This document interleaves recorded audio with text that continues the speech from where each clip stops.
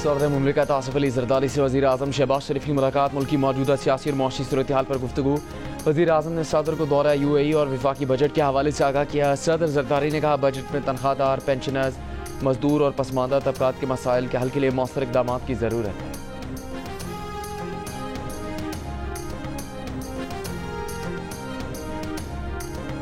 Iran के साथ बातचीत के मूड में नहीं, अमरीकी सदर ट्रंप ने वाज़ेह कर दिया। ट्रंप के बयान के बाद अमरीका में जंग में कूदने की क़यास आराइयाँ। ट्रंप G7 इजलास छोड़कर वाशिंगटन वापस पहुंच गए। एयरफोर्स वन में बात करते हुए कहा कि वो ईरान तनाज़े के हकीकी खात्मे की तलाश में है। जंगबंदी नहीं, जंगबंदी से बेहतर चाहते हैं।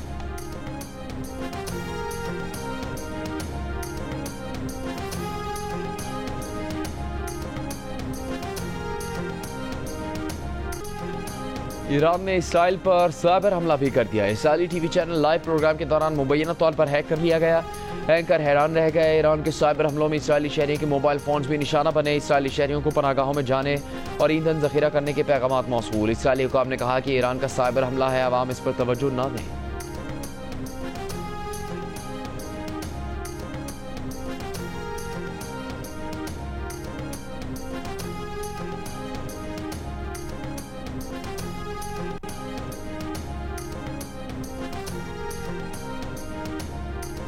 साबिक बरतानवी रुकने पार्लियामेंट जॉर्ज गैलोवे ने दावा किया है कि कल ईरानी TV पर इसराइली हमले का हदफ ईरानी प्रोफेसर मोहम्मद मरंदी थे। गैलोवे के मुताबिक प्रोफेसर मरंदी इस TV चैनल के स्टूडियो में पेस मोगन के साथ तयशुदा इंटरव्यू के लिए मौजूद थे।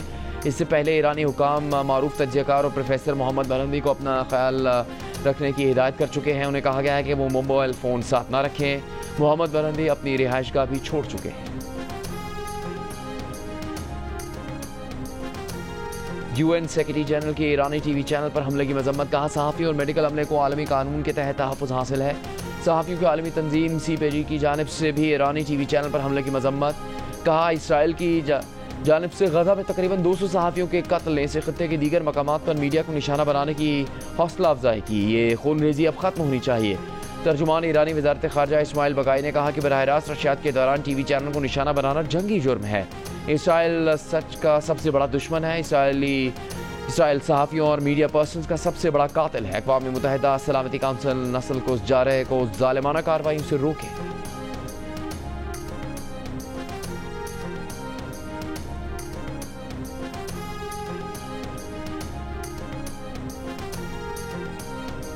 पाकिस्तान समेत 21 मुस्लिम ममालिक के वज़ीर ख़ारजा ने मुश्तरका एलामिया जारी किया है और इसराइल की ईरान पर हालिया जारहियत की सख्त मजम्मत की है। 13 जून से इसराइल की तरफ से हमले UN चार्टर और आलमी कवानीन की खुली खिलाफ वर्जी करार दिए गए हैं। इलाक़ाई खुद मुख्तारी, सालमियत और हमसायगी के असूलों के एहतराम पर जोर। मुश्तरका एलामी में मशरिक़ वस्ता में कशीदगी के खात्मे और जंगबंदी के लिए फौरी इक़दाम का मुतालबा। एटमी और दीगर मौलिक हथियारों से पाक मशरिक़ वस्ता के क़याम की फौरी ज़रूरत पर जोर। मुश्तरका एलामी में तमाम ममालिक और जौहरी अदम फैलाव के मुआहदे। NPT में शमूलियत पर जोर। ईरानी जौहरी प्रोग्राम पर पायदार मुआहदे के लिए मुज़ाकरात की बहाली को वाहिद रास्ता करार दिया गया। मुश्तरका इलामे में आलमी आबी गुज़रगाहों में बहरी सिक्योरिटी और आज़ाद नेविगेशन के तहफ़्फ़ुज़ की अहमियत को उजागर किया गया है।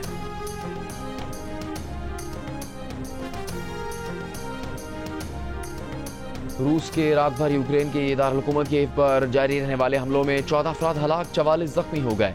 यूक्रेन के वज़ीर दाखिला के मुताबिक हमले में रिहायशी इमारतों, तालीमी इदारों और अहम बुनियादी तंसीबात को शदीद नुकसान पहुंचा।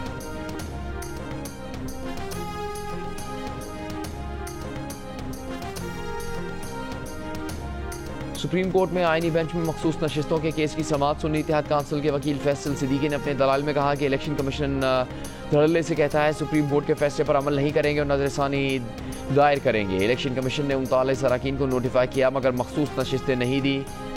DG लॉ इलेक्शन कमीशन ने कहा कि हम 39 की हद तक मखसूस नशिस्तें नहीं दे सकते, ये तो एक बाकायदा फार्मूला होता है। जस्टिस हसन अजहर रिजवी ने सवाल किया कि अगर फार्मूला होता है तो बाकी जमातों को उनकी मखसूस नशिस्तें कैसे दे दी।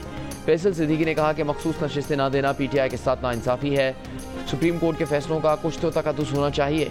जस्टिस मोहम्मद अली मजहर ने रिमार्क दिए कि नजरसानी बाकी मानदा 40 नशिस्तों पर है, जिस पर सरबरा आईनी बेंच जस्टिस अमीनुद्दीन खान ने कहा कि नजरसानी तमाम 79 नशिस्तों पर है। आप चाहते हैं वाक़यात की तरतीब को नज़रअंदाज करके आपको रिलीफ दें। जस्टिस जमाल मंदुखेल ने कहा जब ज़मीन के झगड़े में ज़मीन सरकार की निकले तो सरकार सामने ना भी हो, ज़मीन सरकार को ही दी जाती है कि उसी की मिल्कियत है। केस की मज़ीद समाअत कल तक मुलतवी।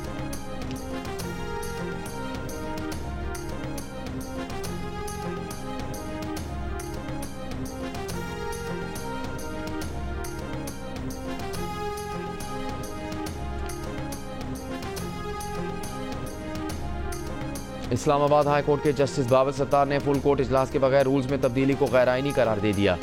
कायम मकाम चीफ जस्टिस सरफराज डोगर के नाम खत में जस्टिस बाबर सत्तार ने कहा कि आइन के तहत रूल्स बनाने का इख्तियार जिस अथॉरिटी के पास है वो इस्लामाबाद हाई कोर्ट है और आइन के मुताबिक ही हाई कोर्ट चीफ जस्टिस और जजेस पर मुश्तमिल होती है। फुल कोर्ट मीटिंग के बगैर पुराने रूल्स की मनसूखी आइन की खिलाफ वर्जी है।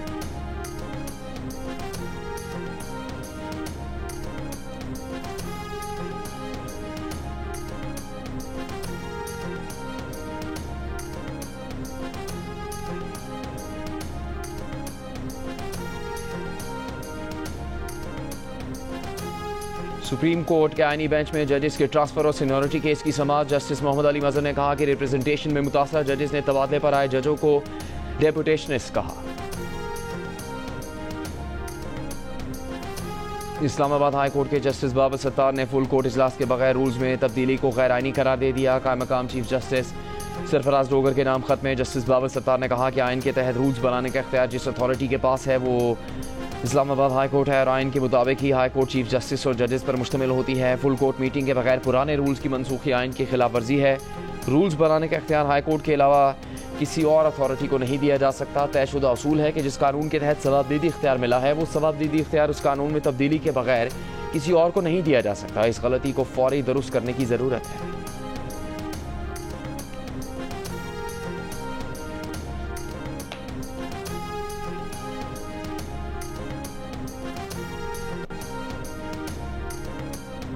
सिंध तास मुआहदे पर भारत के इक़दाम तशवीशनाक हैं। वज़ीर आज़म शहबाज शरीफ का इंसदाद सहरायत और खुशहाली के आलमी दिन पर पैगाम। कहा पाकिस्तान अपने आबी हकूक़ का हर सूरत दिफा करेगा।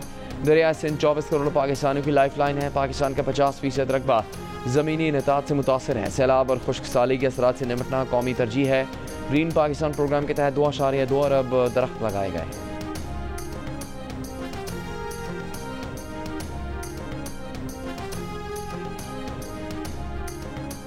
बानी पीटीआई ने एहतजाजी तहरीक 2 हफ्तों के लिए मौखर कर दी। बानी पीटीआई की बहन नौरीन न्याजी की अडयाला जेल के बाहर गुफ्तगू। कहा बानी पीटीआई को आलमी हालात के बारे में मालूमात थी। बानी ने कहा पाकिस्तान को इस वक्त मुत्तहद होना चाहिए।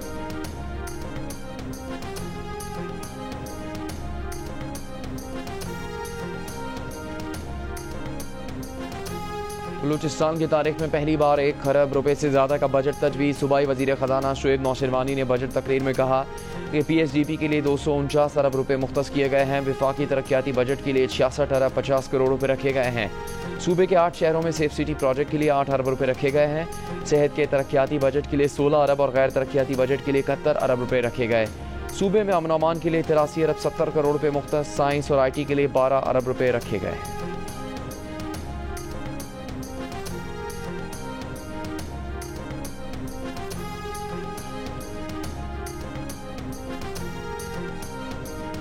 सोलर पैनल्स महंगे नहीं होंगे। पार्लियामेंट के दोनों ऐवानों की खजाना कमेटी ने 18% सेल्स टैक्स लगाने की तजवीज़ मुस्तरद कर दी।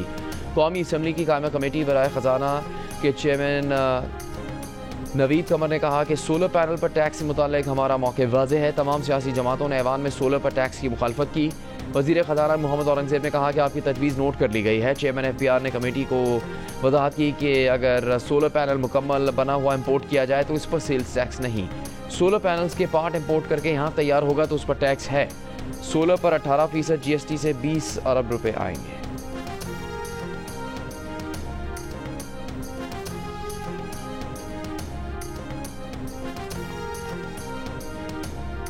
पंजाब में तरक्याती कामों से मुतालिक एक मिसाल कायम की गई।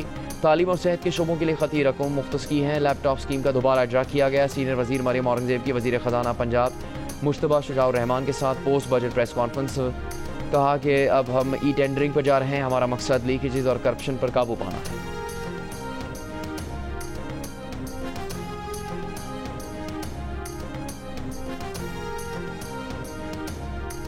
भारत की पार्लियामेंट हमसे बड़ी है। उनका बजट सिर्फ 5.5 अरब रुपए है। हमारी कौमी असम्बली आधा घंटा भी नहीं चलती। 16 अरब रुपए का बजट क्यों रखा गया? ख्वाजा आसिफ को तब याद क्यों नहीं आया जब पंजाब हुकूमत ने 800% तक तनख्वाहें बढ़ाई? चेयरमैन PTI बैरिस्टर गौहर का ऐवान में इज़हार ख्याल। कहा इनकम टैक्स स्लैब में बहुत गलतियां हैं। 22 लाख रुपए सालाना आमदन तक कोई टैक्स नाफिज ना किया जाए। हमें सोचना होगा कि हम आवाम को क्या दे रहे हैं।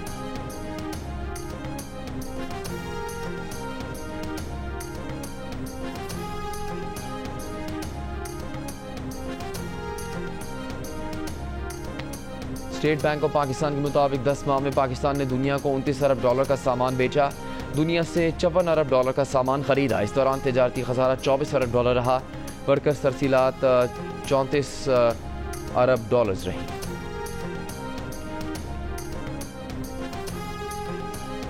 रहनुमा नून लीग और साबिक सेनेटर चौधरी तनवीर कत्ल केस में गिरफ्तारी के फौरन बाद अस्पताल मुंतकिल कर दिए गए।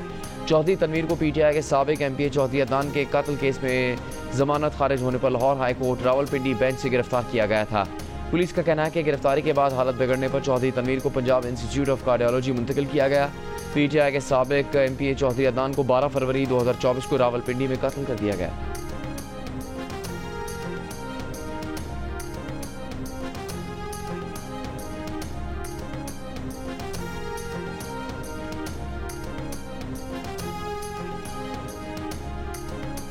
विफाकी बजट गरीब दुश्मन और अमीर दोस्त है। विफाकी बजट में पेट्रोलियम मसनूआत पर नया टैक्स आयद किया गया है।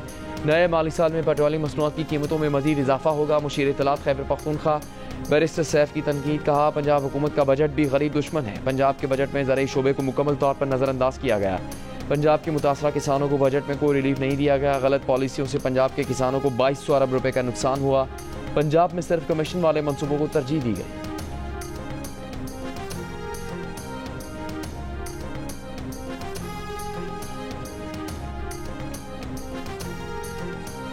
आपकी नौकरी सिर्फ पंजाब पर तनकीद करना है कि हुकूमत की कारकर्दगी बताना नहीं। 12 साल से एक सूबे पर हुकूमत करने के बाद भी आप पंजाब के नाम पर सियासत कर रहे हैं। बैरिस्टर सैफ ने 1.5 साल में एक मरतबा भी कौम को अपने जाली सुल्तान राही वज़ीर आला की कारकर्दगी नहीं बताई। वज़ीर इत्तलात पंजाब अज़मा बुखारी का बैरिस्टर सैफ के बयान पर रद्द-ए-अमल। कहा, मरीम नवाज अवामी खिदमत के रिकॉर्ड कायम कर रही हैं। पंजाब हुकूमत ने जितना सेहत और तालीम के लिए बजट मुख्तस किया उतना आपके सूबे का टोटल बजट नहीं। खैबर पख्तूनख्वा से मरीज पंजाब के अस्पतालों में इलाज करवाने आते हैं।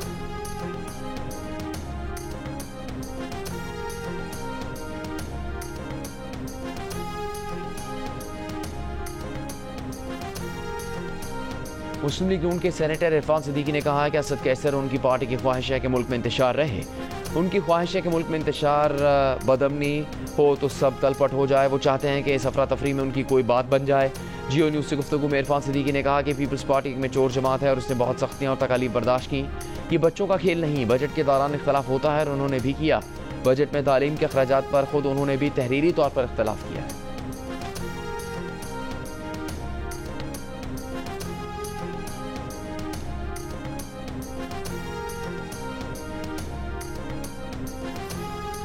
अमीर जमात इस्लामी हाफिज नईमुर रहमान ने कहा कि तमाम सूबों में आवाम को बेवकूफ़ बनाया जा रहा है। कच्चे के डाकू और पक्के के डाकू मिलकर सिंध को लूट रहे हैं।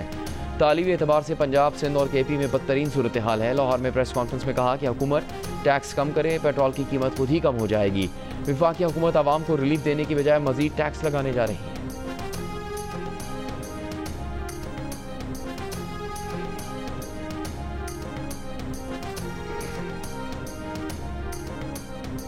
सिंध के सीनियर वजीर शजील मेमन ने कहा कि बजट पर सियासी पॉइंट स्कोरिंग के लिए इल्जाम लगाना हाफिज नईम की आदत है। सिंध हुकूमत ने तालीम के शोबे को हमेशा तरजीह दी है। तालीम और सेहत की बेहतरी के लिए जो इकदाम किए इतने तारीख में किसी ने नहीं किए। हाफिज नईम को चाहिए कि वो इल्जाम की सियासत की बजाय मुस्बत सोच रखे।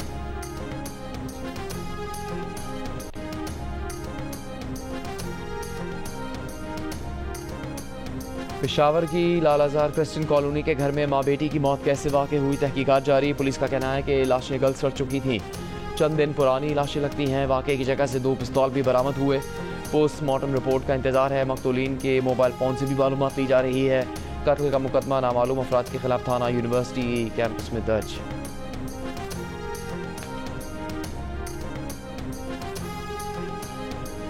पाकिस्तान का ईरान में तैनात सिफारतकारों के अहल खाना और गैर ज़रूरी अमले के इनखला का फैसला। दफ्तर ख़ारजा के सीनियर ओहदेदार का कहना है कि ईरान में मौजूद पाकिस्तानी मिशन बदस्तूर फ़ाल रहेंगे। पाकिस्तानी सिफारत खाना और कौंसल खाने मामूल के मुताबिक काम करते रहेंगे।